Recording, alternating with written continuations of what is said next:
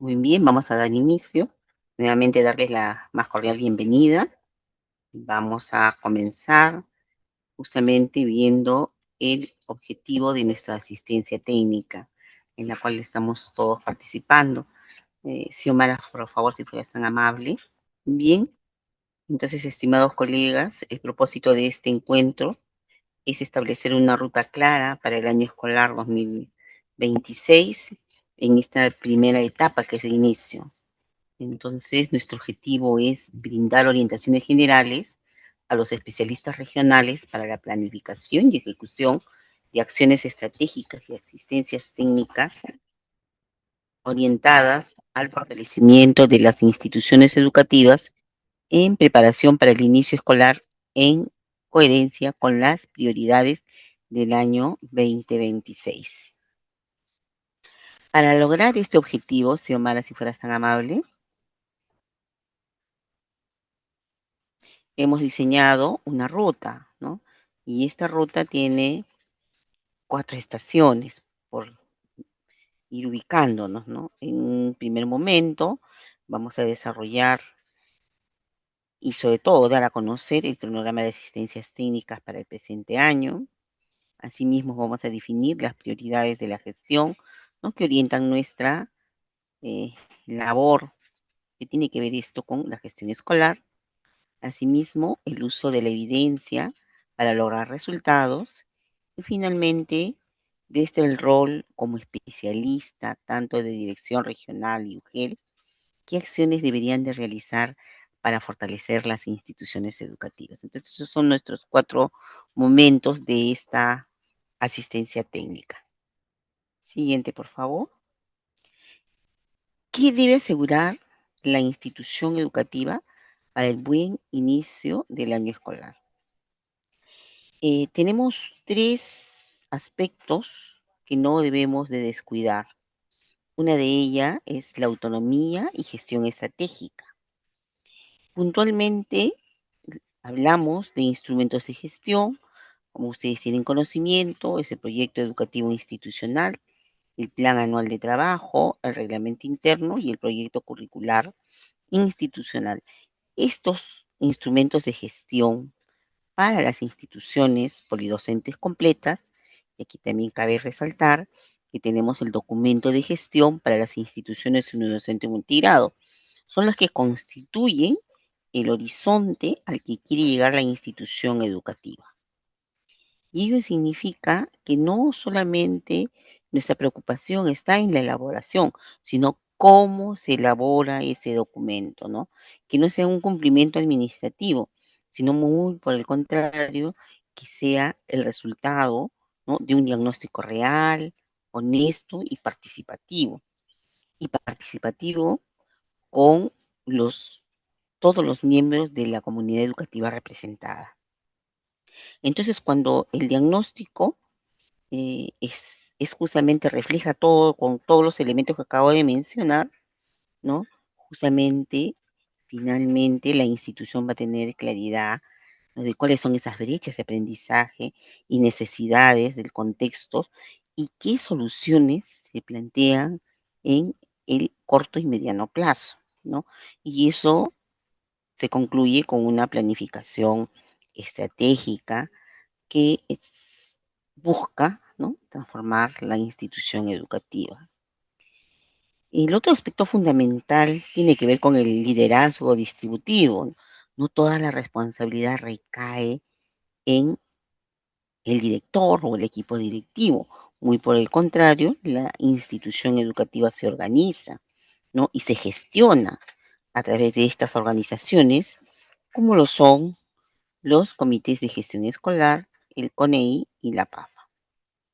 Entonces es fundamental que estos comités de gestión escolar, tanto el CONEI y la PAFA, estén conformados, porque ellos van a ayudar a operar de manera orgánica a través de sus funciones, ¿no? Todo lo planificado para el año escolar y estas acciones y actividades se encuentran en el plan anual de trabajo.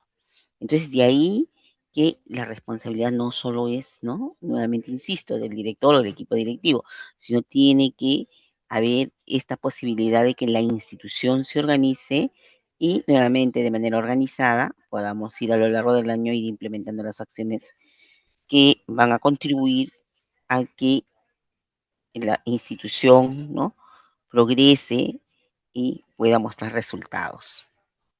Asimismo, cuando hablamos de mejora continua, que es otro de los aspectos fundamentales que debe asegurar la institución educativa, ¿no? Es que esta mejora continua, que es un proceso cíclico, ¿no? Debe ser implementada, pero debe ser implementada producto de un análisis basado en evidencias. Por ejemplo, ¿no?, los datos de asistencia, los logros de aprendizaje, indicadores de convivencia, entre otros. Entonces, este ciclo de mejora continua implica también por el lado, ¿no?, del equipo directiva, el seguimiento y monitoreo, ¿no? Una forma de constante de ir viendo los avances de metas establecidas en el PAC. Asimismo, también una evaluación de resultados para analizar los logros alcanzados al cierre de cada hito, cómo la institución educativa se organice por bimestres, trimestres. También, producto del análisis de estos logros, ¿no?, tomar las decisiones que correspondase, siempre basados en la evidencia. Y finalmente, la rendición de cuentas, que es compartir de forma transparente a la comunidad educativa, ¿no?, los avances y desafíos para que buscar la confianza, ¿no?, que también recae en nosotros, pero que si no hay esa transparencia en lo que se viene realizando en la institución educativa, no vamos a tener mayor apoyo de los miembros de la comunidad educativa. Entonces es importante asegurar la institución, ¿no?, en estos tres aspectos. Y vamos a proseguir justamente, una vez que ya tenemos estos aspectos importantes para la institución y que estas aseguran el buen inicio de la institución educativa para el presente año, es que estas intenciones tienen que ir respaldadas, ¿no?, con un acompañamiento constante.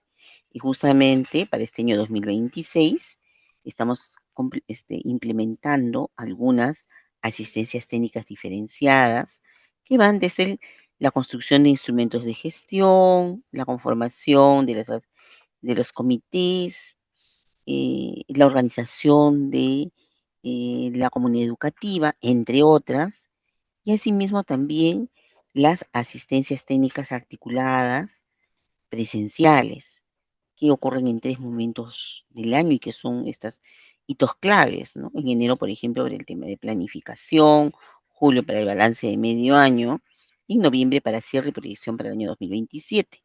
Entonces tenemos 3 asistencias técnicas presenciales y estas son articuladas. Y no solamente, viendo el tema de asistencia técnica, estamos pensando no solamente en ustedes, estimados especialistas, también tenemos programadas, puede seguir por favor, Xiomara, la siguiente lámina, por favor.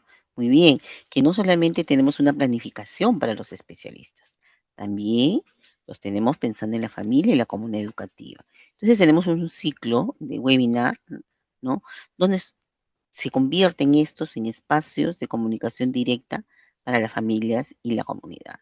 Si tenemos 2 líneas de trabajo, ¿no?, que una tiene que ver con la participación y colaboración efectiva en la organización de la institución educativa, porque las familias, ¿no?, participan, una vez más insisto, en los comités de gestión escolar, el CONEI, la PAFA. Y por otro lado, las responsabilidades, ¿no?, que tienen como padres de familia. Y en eso tiene que ver mucho con involucrar, ¿no?, y participar, sobre todo porque lo que buscamos es la participación de las familias para, ¿no?, fortalecer las competencias parentales, fomentar la autonomía de los hijos y la elaboración de loncheras saludables, entre otras temáticas que también están planificadas para el presente año. Y entonces, vamos a continuar, ¿no?, Todo lo dicho con anterioridad está enmarcada en lo que tenemos como marco normativo, que es la Resolución Ministerial 501 del año 2025, que nos habla de las prioridades del año escolar. Y entonces, las prioridades del año escolar, ¿no? Lo que buscan, ¿no? Es tener un horizonte claro, ¿no? Con escuelas, ¿no? En las cuales tengamos que promover, ¿no? Escuelas que se promueven con el bienestar socioemocional y promover escuelas inclusivas e interculturales. Me parece sencillo, pero en realidad es una serie de acciones que las instituciones deberían de implementar a lo largo del año. ¿Para qué? Para que haya un cierre de brechas de aprendizaje.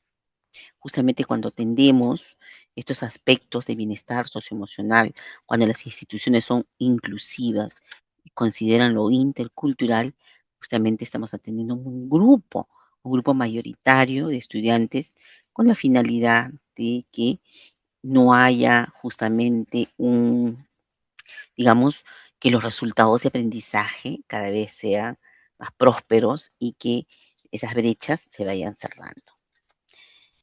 Siguiente lámina, por favor.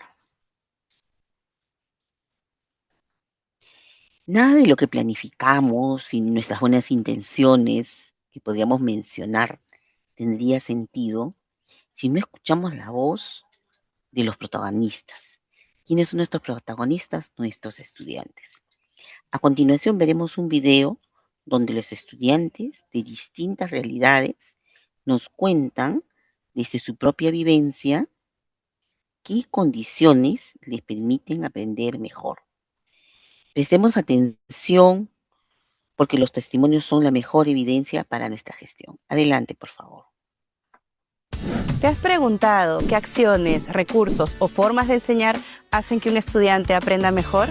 Le pedimos a nuestros estudiantes que nos cuenten cuáles son esos apoyos que impulsan su aprendizaje.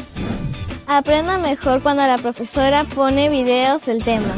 Aprendo mejor cuando los profesores, en vez de resolver ellos solos toda la clase, piden nuestra opinión y interactúan con nosotros.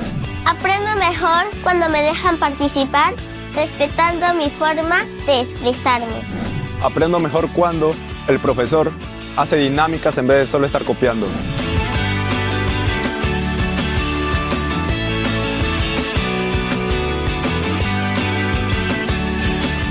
Juntos podemos derribar las barreras que afectan el acceso, desarrollo y aprendizaje de nuestros estudiantes. ¿Y tú, qué decides hacer hoy? ¿Construir barreras que limitan o dar apoyos que impulsan? Descubre más en www.gov.p/SAE. Muy bien, gracias. A continuación vamos a dar el pase a Víctor. Muy buenas tardes nuevamente a todos ustedes, especialistas. Retomemos la presentación. Tal como han escuchado, se ha señalado la importancia de la priorización de estos dos grandes aspectos, ¿no? Por un lado, el aspecto socioemocional y por otro lado, en aspectos vinculados con la convivencia. Ahora vamos a ver en algunos hallazgos vinculados con estos aspectos. Y es que los hemos priorizado debido a que nosotros desde la UMC contamos con evidencia que nos permite poder, poder comentar un poco más sobre estas variables. Para empezar, tenemos acá un primer hallazgo vinculado al bienestar socioemocional, específicamente vinculado con la autorregulación. Para empezar, nosotros entendemos la autorregulación como la habilidad para gestionar las emociones, lo que implica un reconocimiento de la misma persona, de entender qué es lo que está sintiendo a nivel emocional, a nivel de cognición y a nivel de comportamiento, cómo estos tres aspectos se relacionan y se vinculan. Digamos que eso está vinculado con lo que se siente sobre la autorregulación. Y a los estudiantes de sexto grado de primaria, en la ENLA 2024, nosotros les hicimos preguntas vinculadas con ello. ¿Qué es lo que hemos encontrado? Que el 37.7% de los estudiantes considera que gestiona de manera adecuada sus emociones. Ese es un aspecto positivo, en tanto estamos hablando de un porcentaje importante, casi 40%, pero no es la mayoría de los estudiantes los que consideran que gestionan adecuadamente sus emociones. Cosa que también es algo importante a considerar, ¿no? Ya que finalmente la autorregulación es base para el desarrollo integral de la persona. Entonces, obviamente, a través de la autorregulación, los estudiantes van a poder desarrollar otras capacidades que son sumamente relevantes para su desarrollo como persona.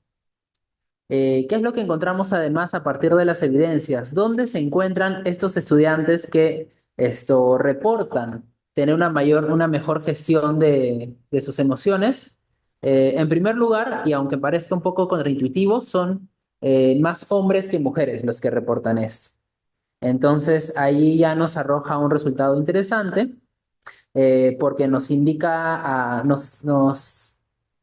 da para pensar qué es lo que está sucediendo con las mujeres, con los hombres, para que este resultado se dé de esta manera. ¿Qué es lo que está sucediendo con los hombres? Con los estudiantes hombres que reportan mayor gestión de sus emociones. ¿Y qué está sucediendo con las estudiantes mujeres que no están que reportan esto en menor medida? De manera similar, encontramos resultados a nivel de escuelas urbanas, escuelas rurales y escuelas públicas. En las escuelas rurales y en las escuelas públicas se percibe también un mayor porcentaje de estudiantes que reporta mayor autorregulación.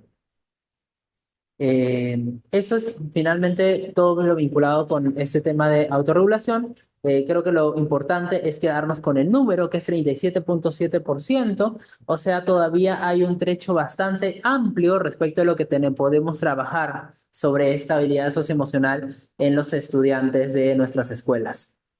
Y este es un aspecto personal, pero lo que vamos a ver a continuación en la siguiente diapositiva trata sobre un aspecto más vinculado con las relaciones interpersonales dentro de la escuela, que es el clima social. Pasamos a la siguiente diapositiva, por favor. Gracias.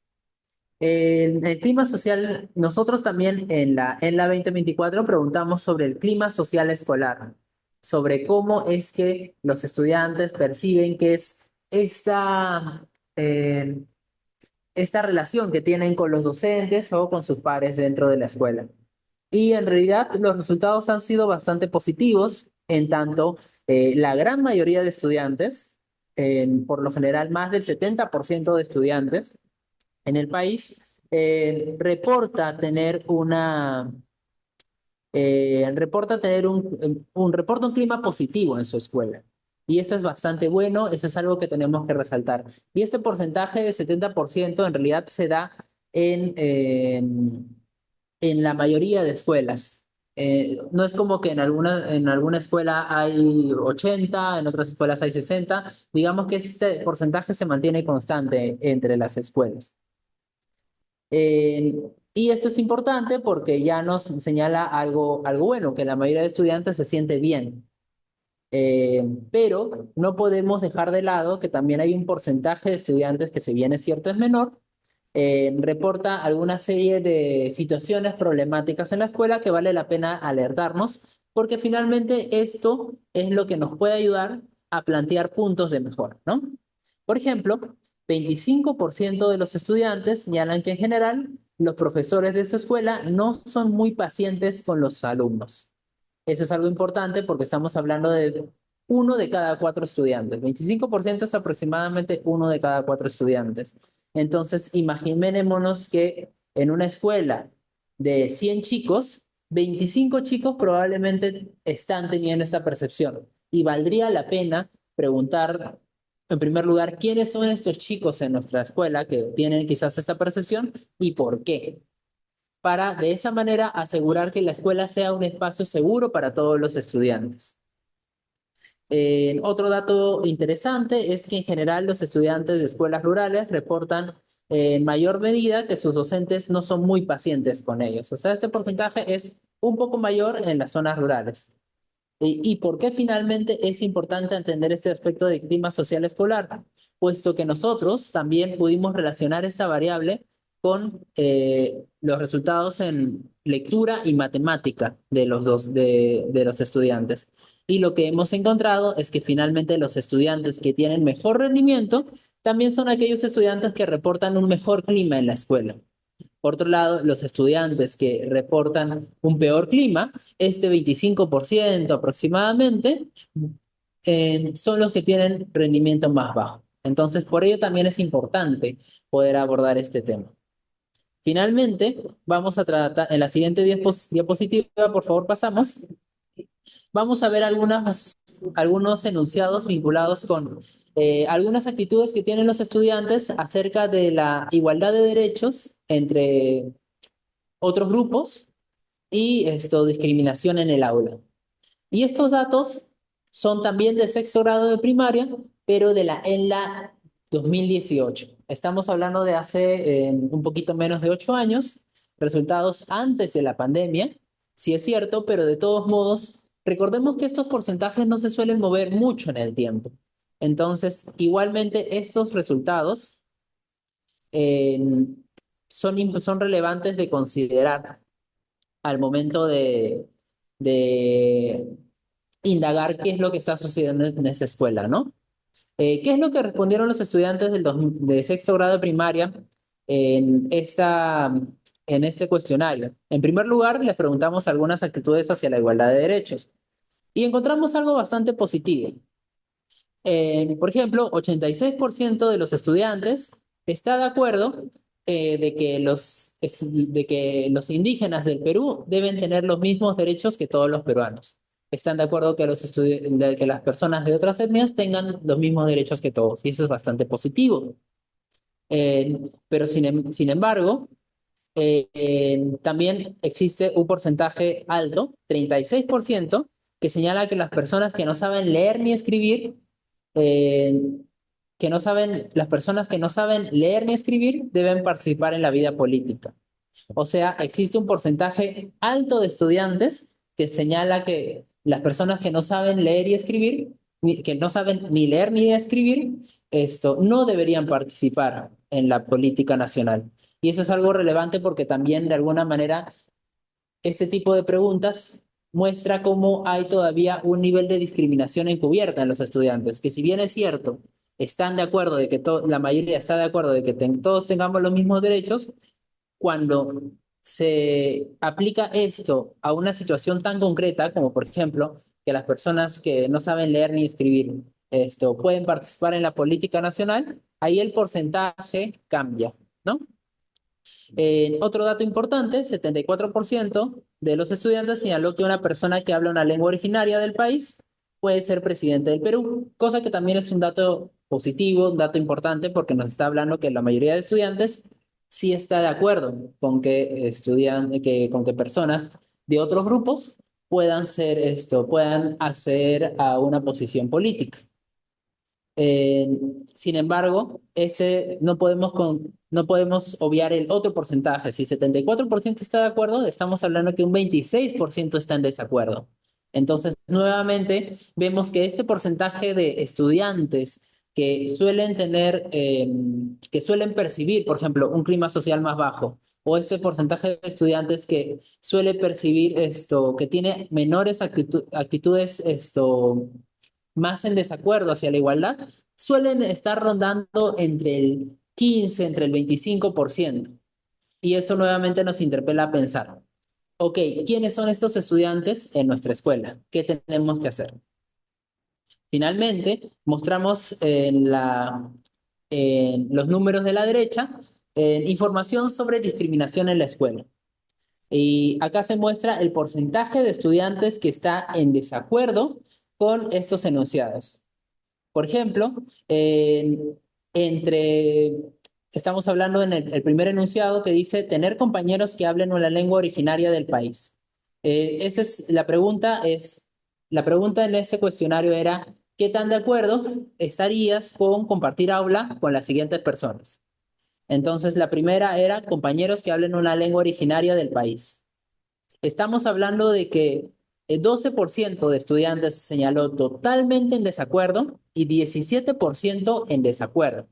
O sea, si sumamos estos porcentajes, estamos hablando de casi un 30% de estudiantes que no estarían de acuerdo con tener compañeros que hablen una lengua originaria del país. Y es un porcentaje que, si bien es cierto, no son la mayoría, es un porcentaje alto. Estamos hablando de aproximadamente 3 de cada 10 estudiantes. Entonces, allí es algo que nuevamente nos incita a trabajar en temas vinculados con la discriminación, vinculados con la inclusión de estudiantes, que esto probablemente algunas personas los puedan sentir como diferentes, ¿no? De ahí pasemos a ver el último enunciado, tener compañeros con alguna discapacidad mental en clase.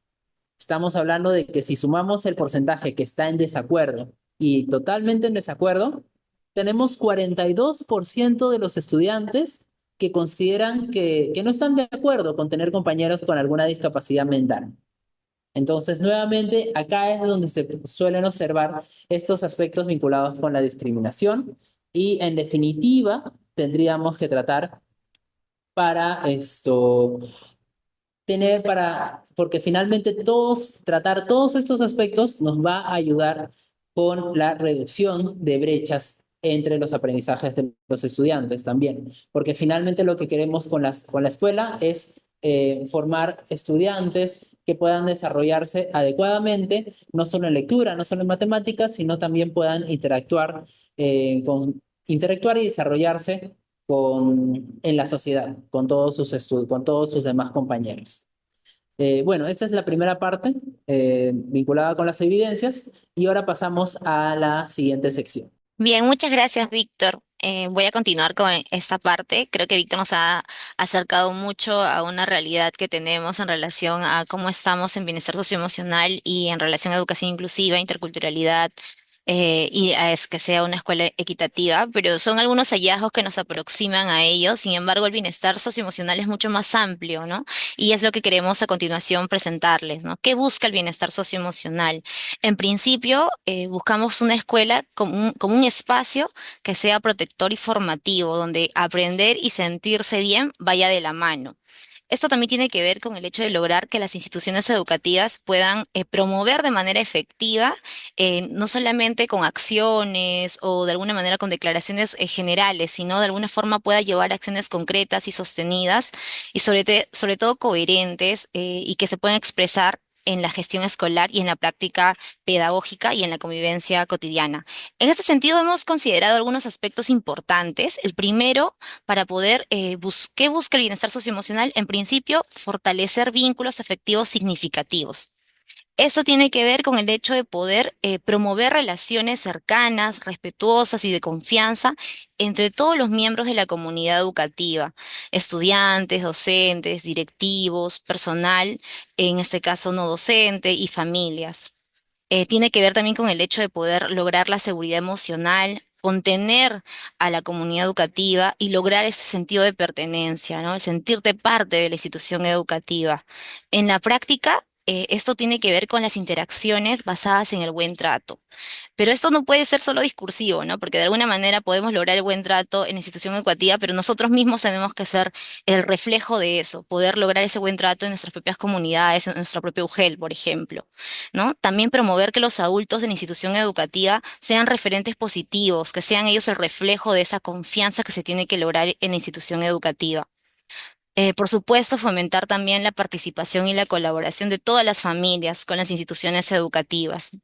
A su vez, también prevenir situaciones de violencia, de exclusión o de indiferencia, ¿no? Víctor nos ha contado, por ejemplo, estas situaciones de discriminación que todavía están encubiertas, pero están presentes en la comunidad educativa. Eso tenemos que cambiar, eso tenemos que fortalecer en la institución educativa para lograr esa convivencia democrática que queremos. Otro punto importante que busca el bienestar socioemocional es integrar este bienestar socioemocional en la práctica pedagógica. Esto tiene que ver con el hecho de poder cuidar las emociones, la forma en la que nos vinculamos, la forma en la que vivimos los unos a los otros. Tiene que ver con la convivencia, ¿no? Y eso tiene que ser intencional. todas nuestras acciones tienen que buscar eso. Tienen que buscar el buen trato, el reconocer las emociones y tiene que ser transversal el proceso de enseñanza-aprendizaje. Esto no se limita solamente a una tarea de tutoría, es un trabajo que todos los maestros debían desarrollar, todos los especialistas tenemos que promover, no solamente le compete al especialista que probablemente vea convivencia, vea tutoría, no, al contrario, todos tenemos que tener esa mirada cuando llegamos a una institución educativa. Incorporar el desarrollo socioemocional en todas las actividades que vayamos a desarrollar, en todas nuestras asistencias técnicas. Reconocer también las necesidades emocionales de los estudiantes es clave para poder, en este caso, integrar ese bienestar socioemocional a la práctica pedagógica. Otro punto importante es que podamos crear ambientes de aulas seguras y acogedoras. Tiene que ver con el hecho de dejar de pensar que el error es un problema, ¿no? Sino por el contrario, asumir que el error es parte del aprendizaje y que las emociones que puedan mostrarse, expresarse, tienen que ser escuchadas, validadas, reconocidas, ¿no? A veces vamos a llegar a escuchar situaciones muy complejas, ¿no? De familias que están experimentando mucha frustración, mucho miedo, ¿no? Entonces tenemos que escucharlas, tenemos que validarlas. Eso es lo que se espera que suceda en la escuela, ¿no? Evitando la sanción o ridiculizando a los estudiantes por lo que expresan, ¿no? A veces eso pasa cuando los niños o las niñas expresan lo que sienten. Otra manera también tiene que ver con el hecho de poder articular con la tutoría, la orientación educativa y esto a su vez con las áreas curriculares, asegurando también el acompañamiento que tiene que ver con los estudiantes. Y otro punto muy importante tiene que ver con el fortalecer el rol de los docentes como mediadores o referentes socioemocionales. Todos los maestros debiesen tener prácticas pedagógicas que sean sensibles al contexto, sobre todo porque tenemos situaciones muy complejas en las diferentes regiones de nuestro país. Otro punto importante que busca el bienestar socioemocional tiene que ver con el fortalecer las interacciones con respeto y sin violencia, ¿no? El hecho de poder generar un espacio protector para los niños y las niñas, los adolescentes, los adultos mayores, por ejemplo, ¿no? Que las relaciones que puedan existir se construyan entre el cuidado y puedan prevenir la violencia y a su vez favorecer el bienestar socioemocional. Otro punto importante también tiene que ver con el hecho de desarrollar las capacidades para afrontar los retos y las dificultades. Esto tiene que ver con el hecho de poder afrontar las dificultades que se presentan en las instituciones educativas con algunos recursos emocionales, sociales y cognitivos, ¿no? No solamente es suficiente que la escuela te prepare a los estudiantes para lograr ciertos conocimientos, contenidos, sino por el contrario, esa idea vieja no tiene que ver con el promover bienestar socioemocional, sino por el contrario, es promover que se sientan seguros, acogidos, que puedan ir contentos a la escuela y querer seguir participando, ¿no? Y eso tenemos que lograrlo desde la institución educativa, garantizando que sea un entorno seguro y sea un entorno donde puedan encontrar adultos que sean de confianza, en lo que los estudiantes puedan buscar ese apoyo. Otro punto importante tiene que ver con el hecho de cuidar el bienestar de la comunidad educativa. Esto está ligado a poder promover espacios de autocuidado, trabajo colaborativo y articular con las instituciones que sean aliadas alrededor de por ejemplo, de la institución educativa, ¿no? Podemos trabajarlo también con el hecho de poder reconocer que el bienestar socioemocional de los docentes y de los directivos es clave. Si queremos lograr que una comunidad educativa fomente el bienestar, tenemos también que cuidar cómo llegamos hacia esos actores, cómo llegamos hacia los docentes, cómo llegamos cuando vamos a hacer nuestras asistencias técnicas con los directores. Entonces es muy importante cómo nos dialogamos o cómo de alguna manera nos acercamos a ellos, ¿no? Promover estos espacios de autocuidado tiene también que ver con el hecho de poder reconocer que es importante el cuidado emocional, los espacios de descanso, los espacios también en los que los maestros necesitan expresar lo que sienten, esa frustración que a veces pueden vivenciar. En este sentido, en general, el bienestar socioemocional también busca fortalecer un clima laboral que esté basado en el respeto, en la escucha y sobre todo en el apoyo mutuo, generando espacios de autocuidado y también, por ejemplo, estrategias como jornadas de reflexión, algunas pausas activas o algunos talleres para poder manejar situaciones de estrés que pueden estar presentes en el entorno educativo. A su vez, poder elaborar o desarrollar estrategias de acompañamiento o de resolución conjunta frente a las dificultades que puedan presentarse en las instituciones educativas. Lo que queremos con el bienestar socioemocional también es que todas las instituciones educativas pueden organizar espacios periódicos donde los maestros se puedan encontrar, puedan dialogar con los directivos, puedan compartir sus experiencias, puedan expresar sus preocupaciones y a su vez en conjunto buscar soluciones de manera colaborativa. Eso es lo que se busca de alguna manera en relación a el bienestar socioemocional, ¿no? Finalmente, el bienestar socioemocional busca y educa en el vínculo y en el cuidado de las personas y también entiende que aprender y sentirse bien va de la mano, no son tareas aisladas, por el contrario. Siguiente, por favor, Xiomara. Bien, entonces esa fue una de las primeras prioridades que tenemos en el año escolar, pero otra segunda prioridad que tenemos en el año escolar es buscar y lograr una educación que sea inclusiva, intercultural y equitativa. Y esto tiene que ver con el hecho de poder asegurar que el derecho a la educación sea para todos, promoviendo que todas las instituciones educativas atiendan la diversidad de sus estudiantes. Hoy sabemos que la diversidad es lo más natural de las instituciones educativas, es una característica inherente de nuestro sistema educativo. Entonces tenemos que lograr que todos los niños, niñas, adolescentes, personas adultas puedan acceder y permanecer en el sistema educativo, que no se vayan de la escuela, que terminen en este caso su educación básica. Independientemente de sus características, ya sean personales, culturales, lingüísticas o de cualquier otra índole, ¿no? Tenemos que lograr que puedan lograr, en este caso, aprendizajes que les puedan ayudar a seguir desarrollándose a lo largo de su vida.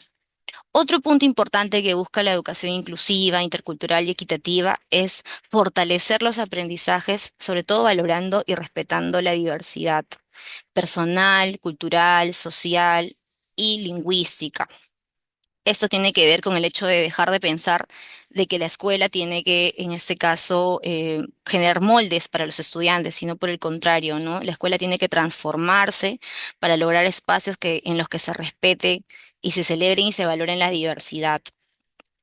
Por ejemplo, podemos incorporar recursos o materiales pedagógicos que consideren los saberes locales o también las lenguas originarias, ¿no?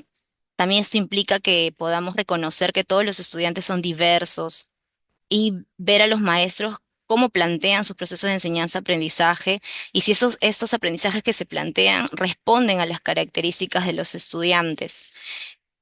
Otro punto importante que busca la educación inclusiva es, en este caso, identificar las barreras educativas que dificultan el aprendizaje y para ello brinda apoyos educativos que sean pertinentes y oportunos. Las barreras educativas están en el entorno y de alguna manera dificultan que los estudiantes puedan aprender. Estas barreras educativas a veces las generamos cuando no pensamos en las características de los estudiantes o en las características del contexto en el que estamos, ¿no? Algunas barreras pueden ser de accesibilidad, por ejemplo, cuando hay ausencia de baños adaptados. Algunas otras barreras pueden ser actitudinales, por ejemplo, la discriminación, las bajas expectativas que hay, el racismo que puede existir en una institución educativa. Otras barreras están asociadas a lo curricular y a lo didáctico, cuando no pensamos en metodologías o formas de evaluación que respondan a las características de los estudiantes y planteamos evaluaciones rígidas o poco flexibles, ¿no? Otras barreras también pueden estar asociadas a las normas, a las reglas que hay en la institución educativa, que en lugar de a apoyar el acceso a la escuela, terminan condicionando la matrícula o condicionando la participación de los estudiantes. De alguna manera, buscar una educación inclusiva, intercultural y equitativa nos lleva a poder reflexionar y repensar nuestras metodologías, la forma en la que se ha pensado la escuela desde un inicio, ¿no? Eso nos invita a tener mucha apertura, a poder escuchar constantemente lo que está sucediendo en las instituciones educativas. Otro punto importante que busca la educación inclusiva como último es poder fortalecer el diálogo reflexivo, horizontal y el trabajo colaborativo con las familias y la comunidad educativa. Esto tiene que ver con el hecho de poder tomar en cuenta como comunidad educativa a los maestros, a los directores, a las familias y a otros aliados, aquellos que van a sumar, van a traer muchos más apoyos o van a ser parte del trabajo colaborativo, porque esto va a permitir sobre todo enriquecer la práctica educativa y hacer que la escuela sea un espacio más acogedor, ¿no? Todo va de la mano, de alguna manera. Cuando logramos que la comunidad educativa reciba, acoja a sea docentes, estudiantes o familias u otro personal que esté en la escuela, se siente, ¿no? Y se genera una cultura inclusiva. Por ejemplo, en las escuelas de educación intercultural bilingüe, eso es algo que pasa específicamente ahí. Son escuelas en las que se enseña en lengua y cultura, por ejemplo, quechua, aymara, xaninca u otras. Lo que suele pasar es que el docente tiene que desarrollar diversos diálogos interculturales constantes para poder desarrollar su práctica pedagógica. Eso también les va a ayudar un poco a poder fortalecer su programa curricular, fortalecer también sus saberes propios sobre la cultura de su comunidad educativa, ¿no? De la escuela. Y esto a su vez fortalece la participación que hay en la comunidad educativa. Por ejemplo, lo que se busca en una escuela de educación intercultural bilingüe es que los padres, las representantes o los líderes comunales que tienen un rol determinante en la escuela, pues puedan también ayudar al docente a fortalecer el aprendizaje y el conocimiento de la cultura en la escuela, ¿no? Eso es un ejemplo muy claro de cómo tenemos que fortalecer esta participación, de escuchar los saberes que hay y vienen de la propia comunidad. Siguiente, por favor, Xiomara. Entonces, hemos visto qué es lo que busca el bienestar socioemocional y a su vez qué es lo que busca la educación inclusiva, intercultural y equitativa, pero cómo se visualizan estas dos prioridades en las instituciones educativas. Aquí hemos colocado algunos aspectos importantes en relación a ello, que tiene que ver con el primer aspecto de poder promover la construcción de vínculos positivos.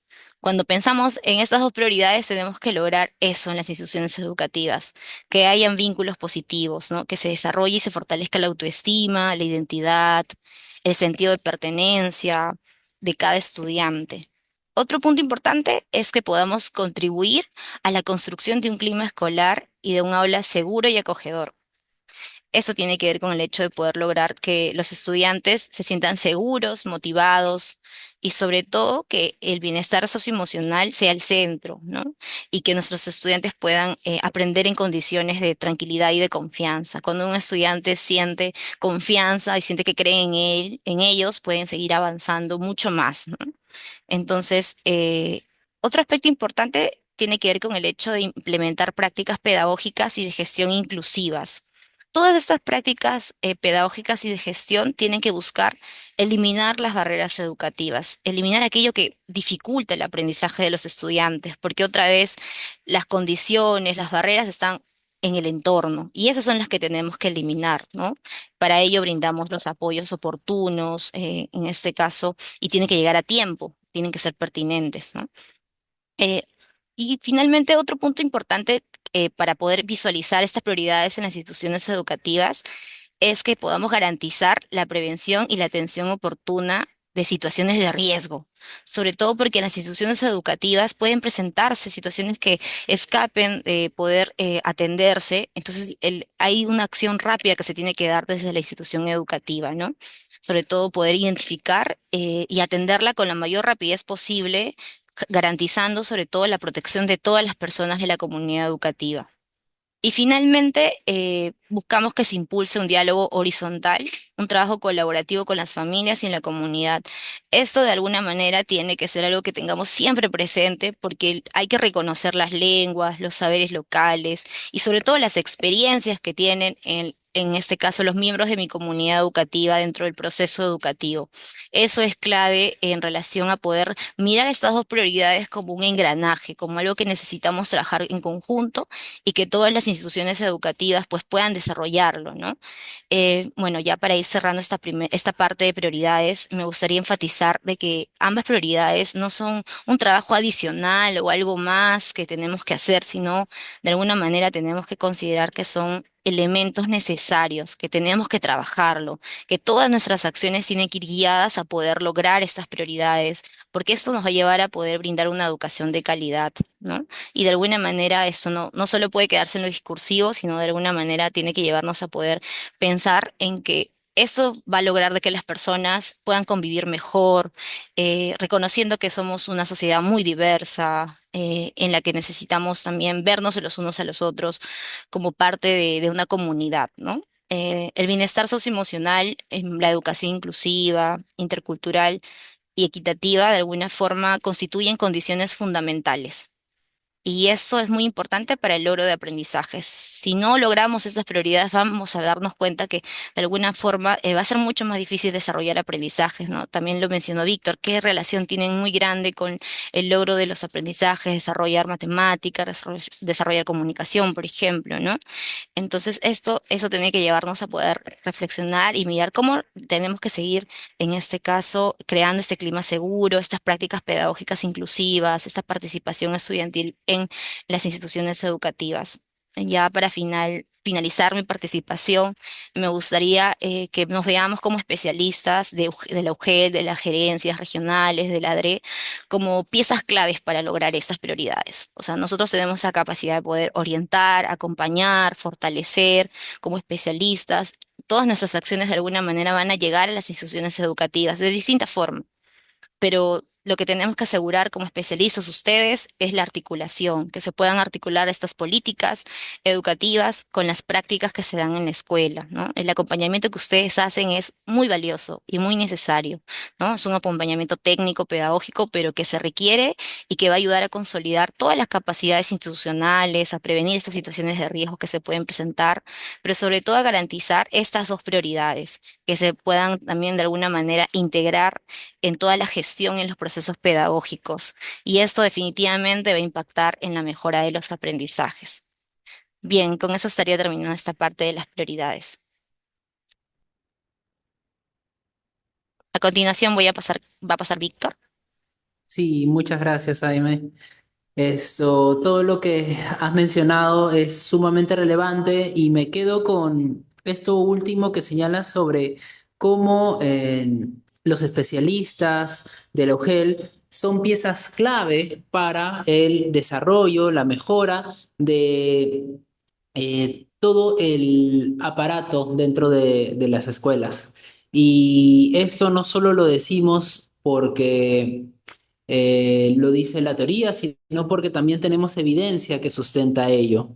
Eh, y por ello queremos presentar como un segundo aspecto, es la relación que existe entre la satisfacción que tienen los directores con el trabajo con el apoyo que ellos han percibido, que han recibido del OGEL y el rendimiento de los estudiantes. En resumidas cuentas, lo que nosotros hemos hecho en la 2024 es preguntarle a los directores sobre su nivel de satisfacción con diferentes actividades, diferentes apoyos que han recibido del OGEL. Y lo que hemos identificado es que los directores que reportan mayor satisfacción con la orientación y acompañamiento pedagógico, en las escuelas multigrado tienen un mejor rendimiento, sus estudiantes tienen un mejor rendimiento en lectura y matemática. Esto que nos da a pensar la importancia que tiene el trabajo que realiza el OGEL y que definitivamente tiene un impacto en las escuelas, ¿no? Entonces, cuando mencionamos que el trabajo que pueden realizar con las escuelas es importante, es porque también tenemos evidencia que lo respalda. Por otro lado, un dato también sumamente relevante es que la mayoría de escuelas reporta estar satisfechas con el trabajo que viene realizando la UGEL hacia su escuela. Entonces creo que también eso es algo bastante bueno. Pero en donde vemos un porcentaje de satisfacción más bajo, más bajo entre comillas, ¿no? Es 74%, es en la orientación o acompañamiento pedagógico que dan cada cierto tiempo a los docentes. Y es justamente ese acompañamiento en el que encontramos mayor relación con rendimiento. En consecuencia, si hay algo que se podría llegar a priorizar dentro del acompañamiento que se realiza en las escuelas, sería el acompañamiento pedagógico. Y nuevamente, como mencionamos, esto tuvo relación con el rendimiento en las escuelas, especialmente en las escuelas multigrado. Así que, como les mencionamos, el trabajo que se realiza de manera articulada con las escuelas, el trabajo que se hace involucrando a diferentes actores, sí llega a tener frutos, sí llega a tener algún tipo de mejora en los aprendizajes.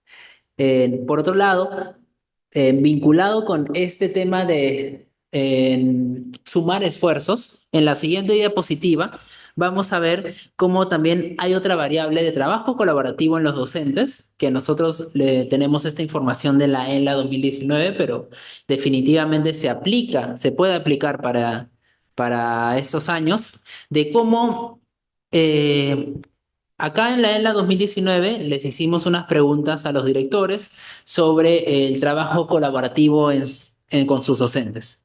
¿Y qué es lo que encontramos? Primero pasemos a ver, espero que se pueda observar, si no yo lo voy a mencionar, el gráfico de la izquierda. El gráfico de la izquierda lo que se muestra es la frecuencia con la que los docentes intercambian los materiales de enseñanza, que habían opciones, desde no lo he realizado hasta una o más veces por semana. Esos, digamos, son las opciones que el director podía marcar respecto a la frecuencia con la que los docentes intercambian materiales de enseñanza. Y el porcentaje que se ve ahí es el porcentaje de estudiantes en nivel de logro satisfactorio que tiene cada escuela. En consecuencia, ¿qué es lo que podemos encontrar? Es que en promedio, las escuelas en las que el director reporta que no se han realizado no se ha realizado ningún tipo de intercambio de materiales entre docentes, solo tienen 11.7% de estudiantes en satisfactorio. En cambio, las escuelas donde se reporta que los docentes intercambian materiales con alta frecuencia, con por lo menos una o más veces por semana, encontramos un mayor porcentaje de estudiantes en satisfactorio, 21,6%, casi el doble. Entonces, estamos hablando de cómo si este tipo de prácticas de interacción entre docentes tiene una relación tendría una relación con el rendimiento, con el logro de aprendizaje de los estudiantes. Ahora pasamos a ver el gráfico de la derecha, que se interpreta de la misma manera, pero esta vez tenemos otro ítem. Frecuencia con la que los docentes trabajan en conjunto para proyectos específicos. Nuevamente, las escuelas donde el director reporta que sus docentes trabajan más en conjunto son escuelas con un mayor porcentaje de estudiantes en satisfactorio. Estamos hablando de 17.5%. En cambio, las escuelas donde se reporta que esto no se realiza, el porcentaje de estudiantes en satisfactorio es mucho más bajo, 8.4%. Nuevamente, ¿qué nos señala esto? Que asegurando que los docentes puedan colaborar entre ellos, vamos a poder dar reforzar los aprendizajes en los estudiantes, porque finalmente en la colaboración se puede lograr mejorar la práctica pedagógica y en consecuencia mejorar el logro de los aprendizajes de los estudiantes, ¿no? Nuevamente refuerza esta idea de trabajo colectivo que se tiene que hacer para la mejora de la situación de cada escuela. Ahora, esto también lo que queremos, lo que buscamos, es que también los pueda interpelar. Ustedes, más que nadie, conocen cómo son las escuelas, las escuelas que tienen en su región. Entonces, acá valdría la pena pensar cuáles son las escuelas que requieren mayor apoyo para trabajar, para la colaboración entre docentes, menor apoyo,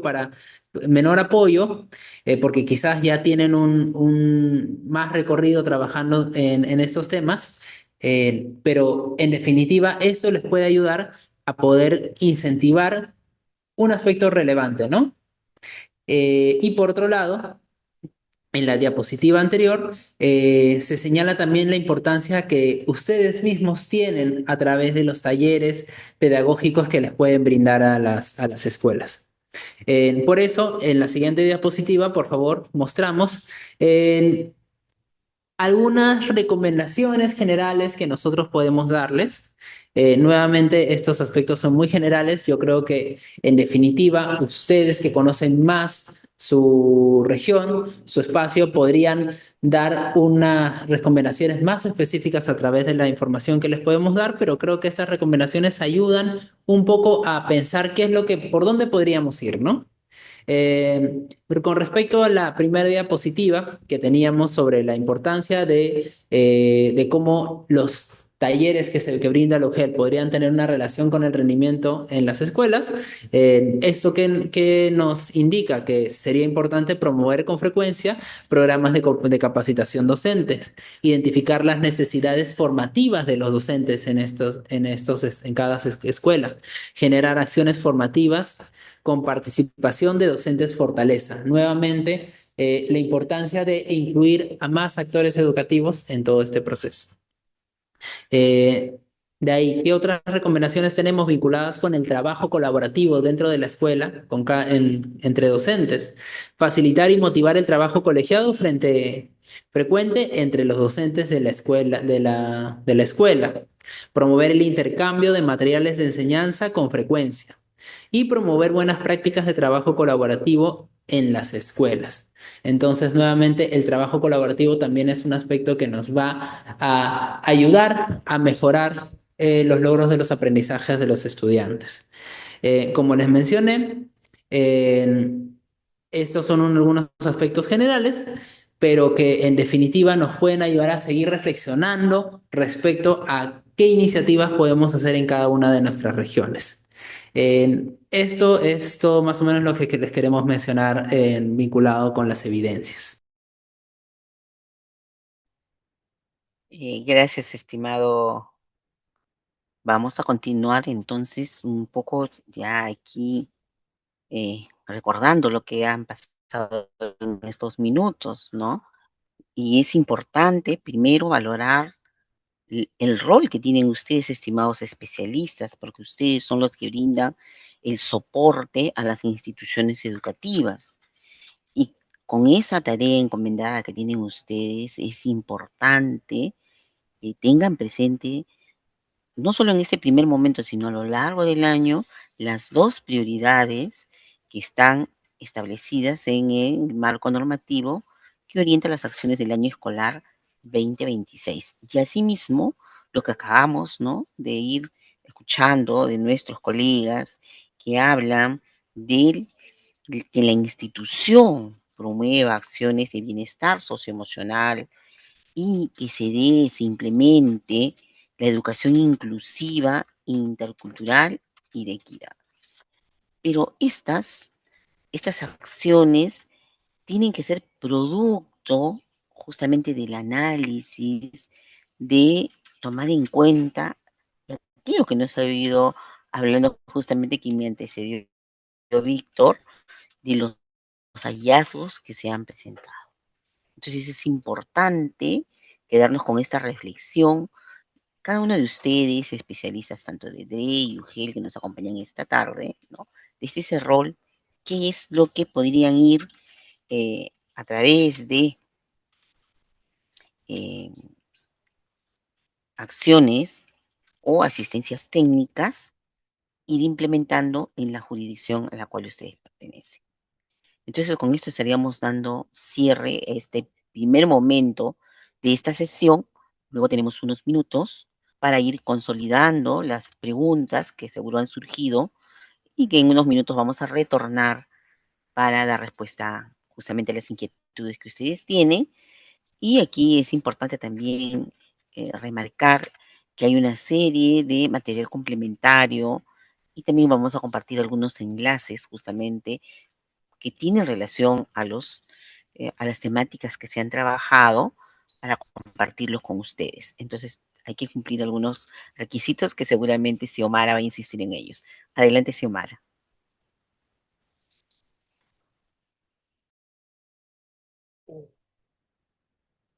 Agradecemos a nuestros tres especialistas por todos los contenidos compartidos durante esta tarde.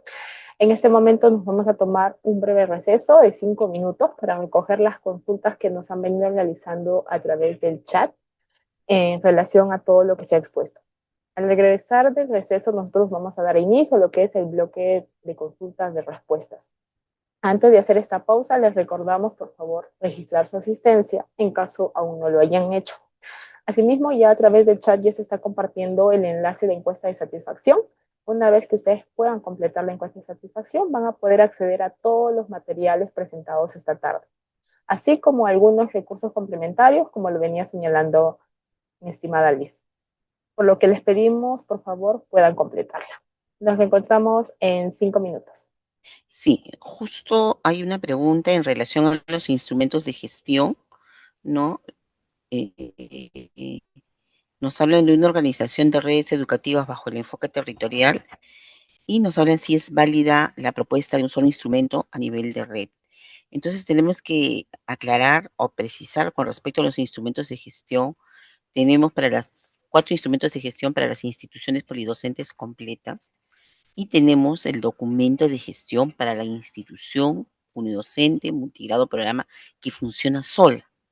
¿Qué sucede cuando se agrupan este tipo de instituciones con características unidocente, multigrado, programas?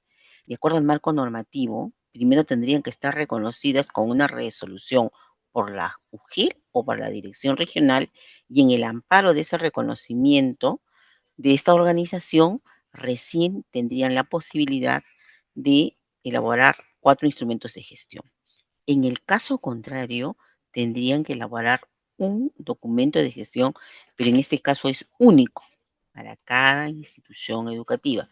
Lo que no puede ocurrir es que se reúnan 3, 4 instituciones educativas unidocente, multigrado y que tengan un único documento de gestión, porque el documento es particular y único para cada institución educativa. Luego también hay una pregunta que también la podría responder mis colegas de BR, pero están preguntando si los directivos son los llamados a planificar e implementar capacitación docente en su institución educativa. Evidentemente, los directores pueden tener muchas fortalezas, pero tendrían que buscar aliados para justamente ir respondiendo a las particularidades, para fortalecer competencias en sus docentes. Y este fortalecimiento de capacidades justamente es el producto del acompañamiento que se da a lo largo del año. Entonces no es gratuito, ¿no? ¿Cómo iniciamos el año y a quiénes invitamos? ¿Cuáles son las temáticas en las cuales se podrían ir desarrollando? Evidentemente tenemos, ¿no?, un resultado, un balance del año 2025 que es muy importante entonces que se considere para ese primer tramo. Pero también, justamente, en esta tarde, esta reunión nos ha convocado sobre algo muy importante que necesitamos ir fortaleciendo, ¿no? Que son las prioridades del año escolar, que son las mismas que se han trabajado el 2025 y que están presentes en el marco normativo. Este año nuevamente es lo mismo. Habría que reflexionar si las instituciones, a través de las acciones, ¿no?, de actividades, de acciones de fortalecimiento realmente se han venido implementando en las instituciones educativas. Y más, tomando en cuenta las evidencias, las que justamente hoy hemos ido hablando en el transcurso y desarrollo de esta ponencia. Entonces voy a pasar, voy a darle pase, perdón, a Aimee, porque seguramente que hay algunas preguntas que también están relacionadas con el tema que ha desarrollado. Adelante, Aimee. Gracias, Liz. ¿Qué tal? Bueno, he estado leyendo muy detenidamente los comentarios y algunas consultas que hacen por el chat. Les agradezco en principio porque también veo que han puesto varias reflexiones. Hay una consulta que hacen relacionada a las instituciones educativas rurales. Dice, en una IE rural integrada, primaria, secundaria e inicial, ¿cómo se podría practicar la sana convivencia, la inclusión? Con ejemplos prácticos, por favor, pregunta en este caso. Y bueno, en general la inclusión y la convivencia se tiene que generar como en cualquier escuela, porque sí, tenemos que lograr, por ejemplo, con ejemplos sencillos, que las normas de convivencia que se establezcan en la comunidad educativa sean claras para todos. Y esto implica preguntarle también a los estudiantes, cuáles son las normas que se van a establecer y que las puedan asumir por ellos, ¿no? Por eso decimos que es una construcción conjunta. Otra acción sencilla que podemos poner en práctica en la comunidad educativa es poder también sensibilizar en general a todos, ¿no? Sobre la importancia de la valoración de la diversidad. Veíamos cifras que nos reflejan mucho que todavía existen, ¿no? Discriminación o bajas expectativas en la comunidad educativa. Eso tiene que ver con el hecho de que tenemos que comenzar a hablar sobre ello, a generar espacios en no solamente tutoría, sino en las diferentes áreas curriculares en los que se toquen estos temas, ¿no? Y que se pueda reflexionar no solamente de manera de conocer lo que está sucediendo, sino de poder mirar qué podemos hacer para poder cambiar esta realidad, ¿no? Entonces, eso tiene que ver con una acción de poder sensibilizar a la comunidad educativa sobre este aspecto importante.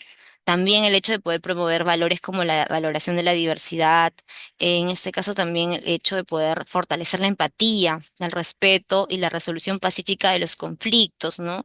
Aquí, por ejemplo, es muy importante que las situaciones que se puedan desarrollar en relación a peleas, conflictos que hay en la escuela, que cotidianamente se pueden dar, se puedan de alguna forma mediar, ¿no? El docente pueda tener estas herramientas para saber cómo va a poder mediar esa situación que se presenta en el aula, ¿no?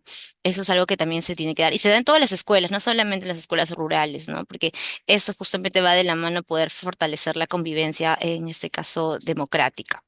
Y también otro aspecto importante es poder desarrollar espacios o reuniones en las que se escuchen las necesidades de los estudiantes, los saberes de las familias también, ¿no? Que las que podemos reconocer que también tienen un saber local necesario e importante para poder planificar o desarrollar actividades de aprendizaje.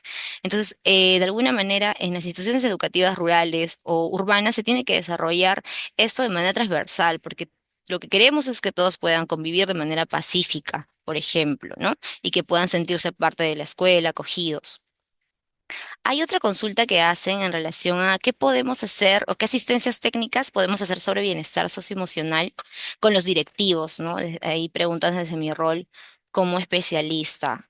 Aquí sí me gustaría enfatizar de que hemos hablado de la importancia de poder generar espacios de autocuidado, ¿no? De poder recoger las necesidades emocionales también que tiene la comunidad educativa. Yo también tengo que reconocer qué necesidades emocionales puede estar presentando. Hay directores que a veces están desbordados de estrés, están desbordados de frustración porque no tienen respuestas a las problemáticas que se presentan, ¿no? Entonces, tengo yo también que desarrollar en mí como especialista la capacidad para comunicarme de manera asertiva, de manera clara, colocando ciertos límites para poder orientarlo de manera más adecuada y darle los recursos que se requieran, ¿no? Ya sean a nivel normativo, a nivel pedagógico, porque de alguna manera nosotros brindamos una opinión técnico-pedagógica, ¿no? Entonces, eso es algo muy importante, ¿no? Por ejemplo, fortalecer estas jornadas de reflexión, estas pausas activas que también se requieren, ¿no? Eso es algo que ya se viene trabajando, no solamente a raíz de la pandemia, por ejemplo, ¿no? Sino minutos en los que podemos hacer actividad física también, por ejemplo, ¿no?